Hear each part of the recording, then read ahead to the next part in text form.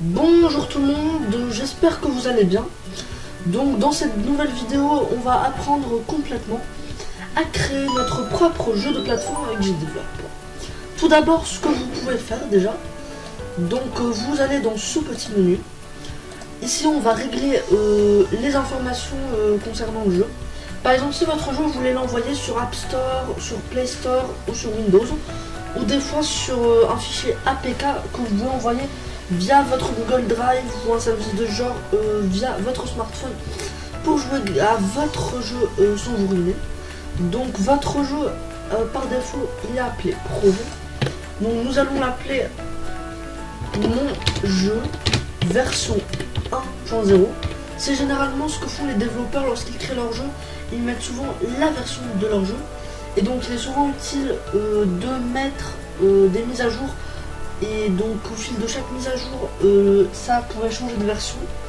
Par exemple si on fait une première mise à jour, ça pourrait faire V1.5, mais on va prendre V1.0, puisque c'est la première édition du jeu.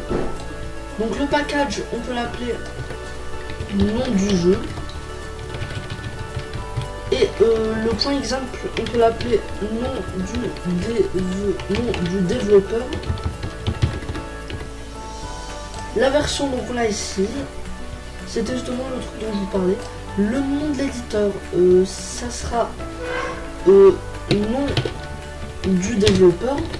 Parce que les informations après, vous pourrez les modifier selon ce que vous avez choisi de faire. Après, donc là, ici, on va s'intéresser à la résolution de l'écran. Donc on va faire aucune modification parce que sinon, au lieu d'afficher la scène comme on le souhaitait au départ, donc là, il va s'afficher toute la scène qu'on voit à l'écran, donc sur le fond gris. Et voilà.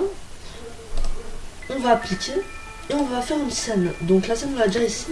Par exemple ici vous pouvez l'appeler niveau 1. Parce qu'on crée un jeu de plateforme dans le style de Sonic ou Super Mario. Donc après, sur GDevelop, vous savez que vous avez des objets. Donc les objets, c'est un petit peu comme des sprites, un thème que les développeurs utilisent lors des game jams. Alors voilà, donc déjà il vous faut un décor, mais pas n'importe quel type de décor, puisque on va dire mosaïque, c'est-à-dire qu'elle va être répétée sur toute la zone. Donc si on insère un comportement du fait que l'image se défile en même temps que le personnage se déplace, donc il vaudrait mieux qu'on utilise cette fonction. Donc votre objet, vous pouvez l'appeler background ou décor, comme vous voulez. Et donc avec Piskel, Piskel c'est un éditeur d'animation que vous connaissez bien, qui a également été ajouté à GDevelop. Et donc avec ça, vous pouvez créer des animations pixelisées. Imaginez, si on prend notre exemple de décor, vous pouvez créer un décor où on peut voir par exemple des nuages qui bougent en même temps, sauf que cela n'est possible qu'avec les sprites normaux et non pas avec les mosaïques. Donc on va prendre un jeu plutôt simple, un petit peu comme les jeux à l'ancienne dans le style de Mario Bros ou Sonic. Donc on peut faire un décor avec du ciel bleu. Donc on peut prendre ça. On va juste modifier un peu, on va prendre cette teinte de bleu, ça doit être joli. Voilà. Donc maintenant qu'on peut l'insérer à la scène, donc il fait tout l'espace du rectangle noir. Et donc ensuite, ce que vous pouvez faire, nous allons faire un sprite d'image animée. On va l'appeler personnage, mais vous pouvez le renommer par le nom du personnage que vous avez créé. Vous pouvez prendre un personnage qui existe déjà, puisque dans ma galerie j'ai plein d'animations de personnages pour créer des jeux, parce qu'au début j'ai déjà créé un fangame de Mario Bros sur GDevelop qui utilise les données classiques, c'est-à-dire le saut, la course, les batailles contre les boss, le sauvetage de Peach ou encore tout ce qu'il y a dans le jeu classique, où j'avais même encore fait un jeu de plateforme tout simple, où ce n'est pas vous qui devez diriger le personnage, mais c'est le personnage qui fait tout seul. Et donc nous on va prendre plutôt du rétro, c'est-à-dire là où le personnage, c'est vous qui devez le diriger, avec des contrôles simples par défaut avec GDevelop. C'est le fait juste qu'il peut se déplacer et sauter. Et si vous ajoutez des événements, donc il peut aussi utiliser des attaques ou lancer des boules de feu, un peu comme avec les jeux Mario Bros. Donc si on fait ajouter une animation, on peut leur donner des noms, mais c'est ce qu'on va faire après. Si vous éditez avec Piskel. Donc on va créer juste un petit personnage tout simple qui sera donc modélisé par un rectangle.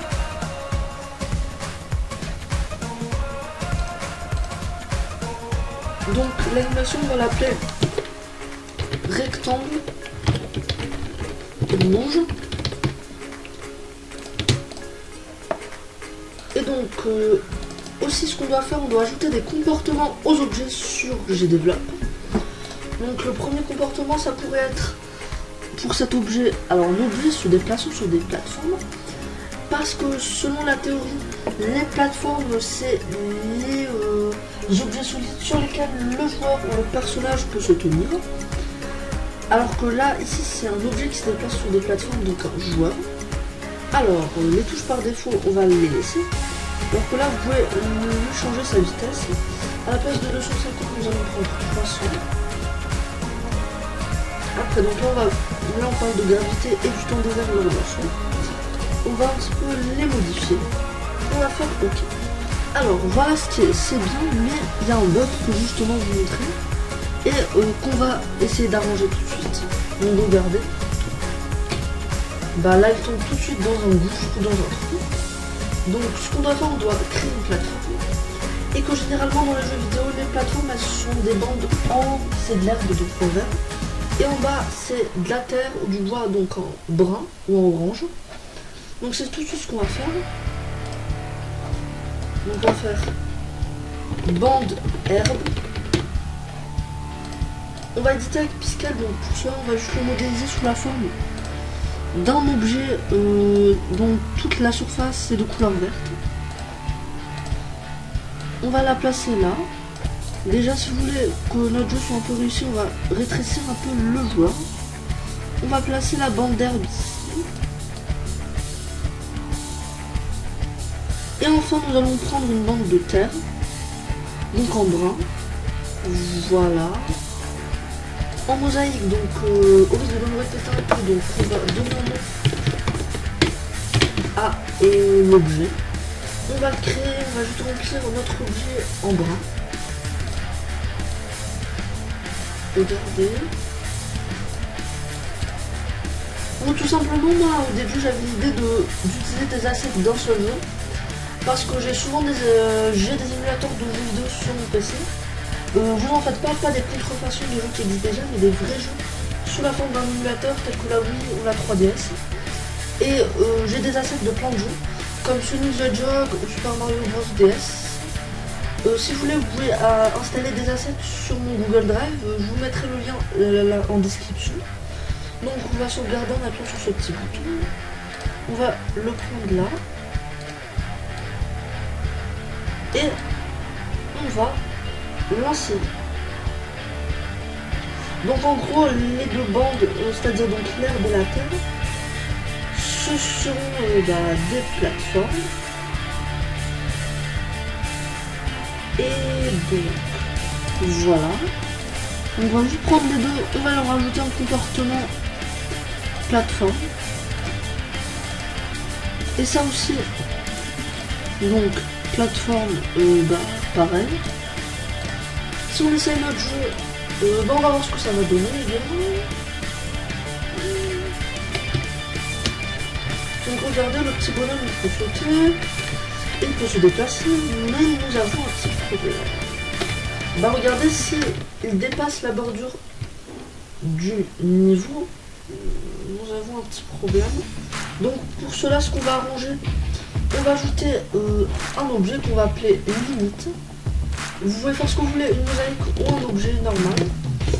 Donc un sprite. Limite stage. Donc si vous le créez, ça va tout de suite prendre la forme d'un objet qui sera en couleur puis transparent.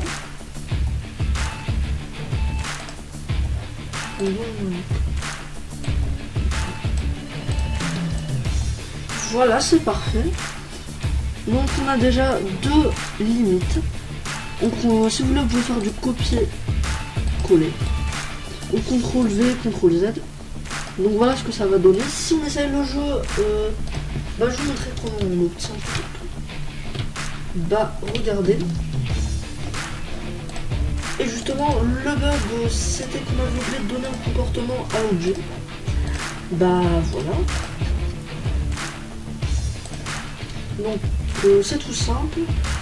S'il touche la limite, se passe bien. Parce qu'au début, il tombait directement dans un trou. Et à propos des trous et des obstacles, donc je vous montrerai un petit peu plus. Donc la plateforme ici, on va essayer de la réduire. Parce qu'en vrai, les plateformes, on va en faire deux. On va copier-coller ici. Regardez ce que ça va donner. Si on prend en place là et là, donc je mets là et là. Après on réduit la plateforme de terre et regardez ce que ça donne, puisqu'ici on a installé un gouffre ou un trou, et qui peut aussi être représenté par de l'eau, du poison ou de la lave. Regardez s'il saute dedans. Il se passe rien. Donc on va faire quelque chose de tout simple. Donc on va faire une mosaïque qui va représenter de l'eau. Donc si le jour il tombe dans l'eau, il est complètement mort. Donc on va créer.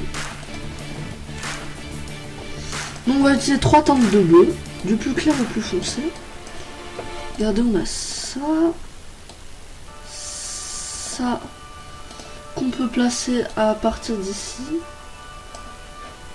et ça aussi. Donc on va le remplir, et enfin lui aussi qu'on va mettre là. Donc ce qui va aboutir à un lac dans lequel le joueur risque de tomber en traversant deux plateformes éloignées. Donc regardez si on a l'eau. Et donc mais vous allez tout de même remarquer un petit bug. Il se passe toujours rien. Donc nous allons inventer un événement qui consiste donc généralement on va prendre le personnage et la collision. Donc la collision, là je vous apprends rien, donc c'est lorsque le joueur touche un objet. Donc s'il touche de l'eau, donc on va forcément créer une nouvelle scène qu'on va appeler Game Over. Donc il va aller à la scène Game Over. Donc les autres scènes elles sont stoppées. Si on teste le jeu, donc là le joueur il est tombé dans un trou. Ce qu'on peut faire déjà, on va un petit peu customiser les scènes, c'est-à-dire ajouter un peu plus de décoration pour attirer les joueurs. Donc si on prend la scène des covers, déjà on va le faire un peu vite. Donc fond noir. On va éditer un petit scale, donc on va prendre un fond noir, comme le nom de l'objet il est indiqué. Donc ça, on va passer là. Donc avec le texte, vous pouvez écrire Game Over et changer la taille du texte, un peu comme un Word quoi. Changer la couleur et prendre des polices. Des polices pixelisées, des polices Mario, des polices de tout ce que vous voulez. Déjà moi j'en ai dans ma galerie d'assets. Je vous montrerai ça la prochaine fois. Donc voilà. Et ensuite ce qu'on peut faire, on peut, alors je remarque juste un petit problème. Faut que ça soit bien en ligne droite, qu'on s'appelle le trou. Et donc si vous voulez, vous pouvez dessiner des petites décorations, des collines, des nuages, des trucs comme ça. Par exemple, si on prend des nuages, donc vous pouvez simplement en dessiner avec l'éditeur d'animation Piskel, mais des nuages animés par exemple, pour que ça soit plus stylé.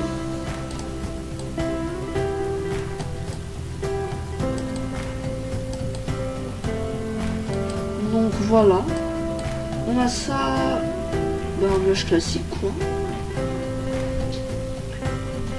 Et que après vous puissiez dupliquer cette apparence du sprite, gommer et un petit peu faire comme si le nuage bougeait, quoi si vous voulez.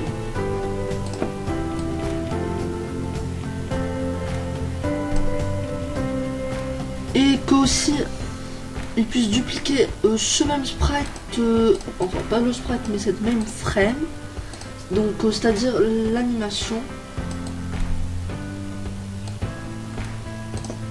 Et vous pouvez aussi le colorier, ce nuage, en utilisant l'outil pot de peinture. Donc forcément garder le même. Et donc là par exemple vous pouvez rajouter ça en référence au tout premier Mario Bros. Donc désolé si les jeux ne sont pas au même emplacement pour tout le sprite.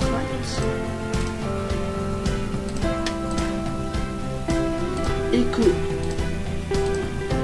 voilà. Et donc pour les animations justement je voulais vous montrer un truc.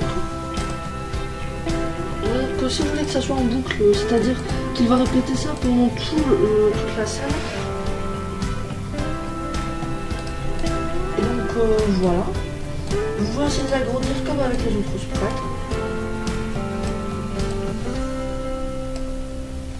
On peut là aussi copier. Parce que vous pouvez aussi avoir des nuages de taille identique. Ou encore des décorations telles que des brins d'herbe. Avec Piskel, donc quand on veut aussi faire une animation genre des brins d'herbe, ils bougent avec les forces du vent. On va regarder.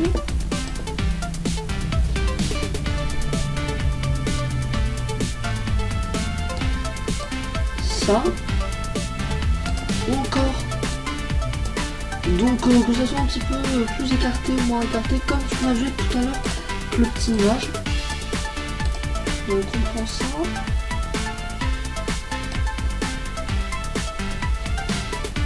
Et que aussi on puisse un petit peu éloigner les branches. Et qu'après on puisse faire une animation en boucle. Regardez maintenant, on va utiliser une couleur. À l'évidence, c'est du vert.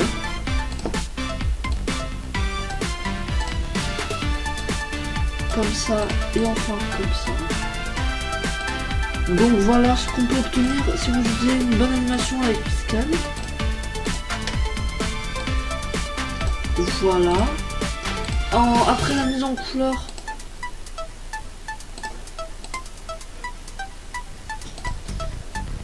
voilà, on peut prendre en boucle l'animation.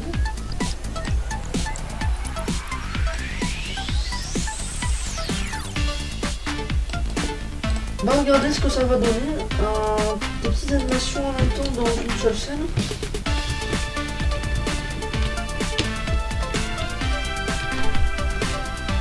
Alors un dernier truc avant que je close la vidéo. On peut ajouter des ennemis. Parce que généralement dans les jeux de plateforme il y a des ennemis. Dans Sonic, vous avez les choppers et les Krabits. Dans Super Mario, il y a les Goombas, les tortues, les plantes carnivores. Donc on peut ajouter n'importe quel genre d'ennemi. Regardez. Donc ça pourrait être un petit peu le même voir que l'eau. Donc si on prend ennemi, on va faire une animation avec Piskel. On peut prendre un petit bonhomme qui se déplace. On voit genre le mouvement de ses pattes.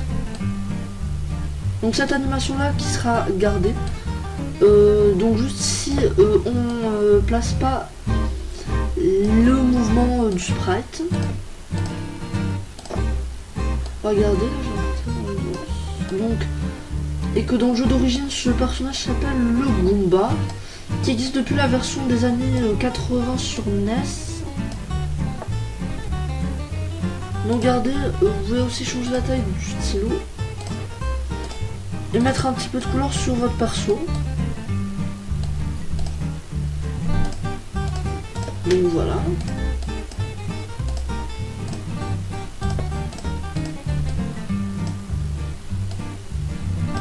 Et qu'enfin on fasse ça. Pour ensuite ajouter d'autres animations à ce sprite du Goomba.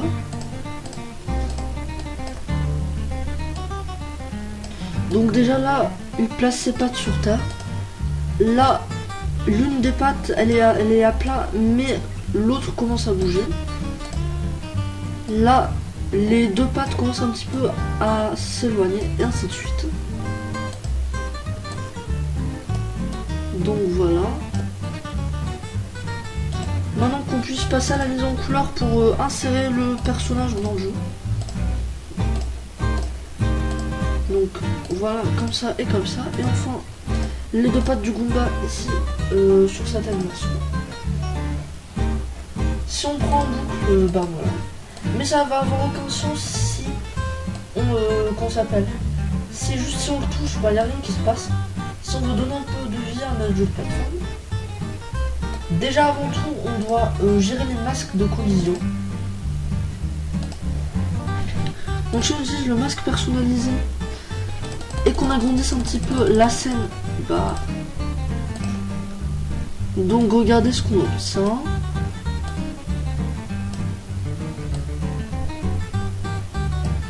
On a ça et ça.